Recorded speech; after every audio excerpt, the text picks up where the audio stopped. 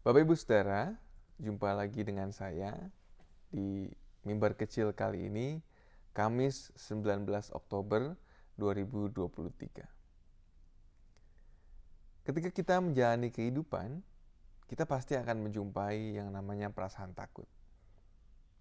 Bahkan bukan hanya kita, hewan juga sering kali merasakan takut. Ketika mereka merasa terancam misalnya, atau ketika mereka menjumpai satu hal yang baru dan asing bagi mereka, maka kita bisa melihat gerak-gerik mereka yang menandakan bahwa mereka merasa takut. Maka perasaan takut adalah suatu hal yang alamiah dalam kehidupan kita. Dalam Alkitab, kita banyak sekali menjumpai frasa jangan takut.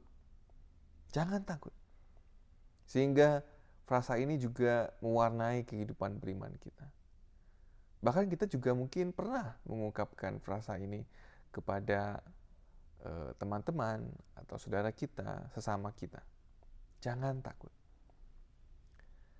Tapi Bapak Ibu Saudara, saya rasa hari-hari ini banyak orang yang salah mengerti dengan ungkapan jangan takut.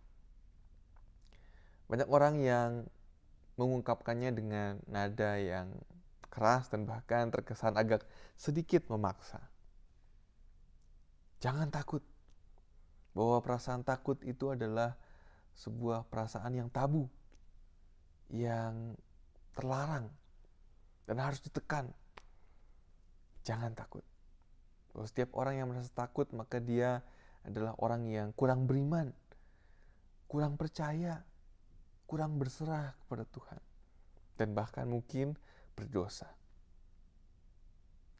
Padahal perasaan takut sama dengan perasaan lainnya adalah sebuah perasaan yang menjadi bagian dari kehidupan kita, bagian dari diri kita. Dan sama seperti perasaan lainnya, perasaan takut juga punya fungsinya sendiri dalam kehidupan kita. Perasaan takut bisa membuat kita berjaga-jaga, lebih waspada terhadap realita yang harus kita hadapi.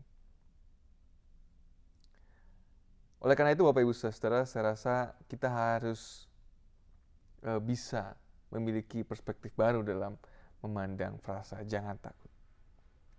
Tidak seperti ungkapan jangan mencuri atau jangan membunuh, jangan takut bukanlah sebuah peraturan atau hukum yang harus dijalankan.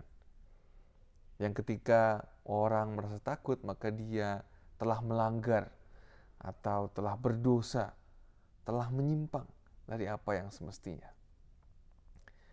Jangan takut, saya rasa harus dibaca sebagai sebuah frasa penghiburan, kalimat ungkapan penghiburan kepada mereka yang tengah merasa takut dan terpuruk dan merasa tidak berdaya.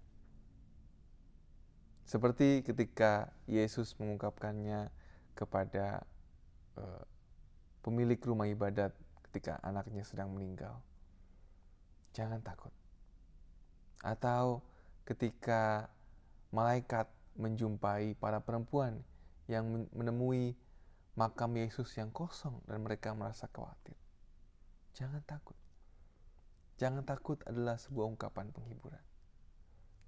Maka ketika kita merasa bahwa jangan takut lebih banyak memberikan kesan penghakiman ketimbang penghiburan, maka saya rasa kita harus menyerap semangat di balik frasa itu, yaitu dengan menyediakan diri kita bagi mereka yang merasa ketakutan, menyediakan diri kita sebagai tempat bersandar, tempat bersedih, tempat mengeluh, bahwa kita hadir bersama dengan mereka. Bahkan terlebih dari itu, Tuhan hadir bersama dengan mereka yang merasa ketakutan, merasa kebingungan, merasa khawatir. Tuhan ada dan Tuhan akan menyertai kita melewati setiap perasaan-perasaan, termasuk perasaan takut dalam kehidupan kita. Mari kita berdoa. Yalah Bapa, kami mengucap syukur sebab Tuhan selalu datang dan menemani kami ketika kami merasa sukacita dan senang Tuhan ada bersama dengan kami. Tuhan memberikan berkat Tuhan kepada kami.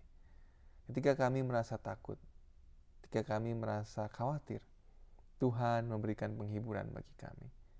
Engkau menemani kami berproses menyusuri segala perasaan kami. Untuk itu kami hendak mengucap syukur Tuhan, sebab Tuhan itu setia. Kami mau menjadi rekan Tuhan dan alat Tuhan untuk juga menjadi berkat bagi sesama kami, menyediakan diri kami hadir bagi mereka yang membutuhkan. Pakailah kami ya Bapa, supaya kami bisa senantiasa menjadi anak-anak-Mu yang semakin serupa dengan putra-Mu, Yesus Kristus. Demi Kristus Yesus kami berdoa.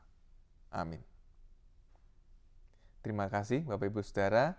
Sampai jumpa lagi. Tuhan memberkati kita semua.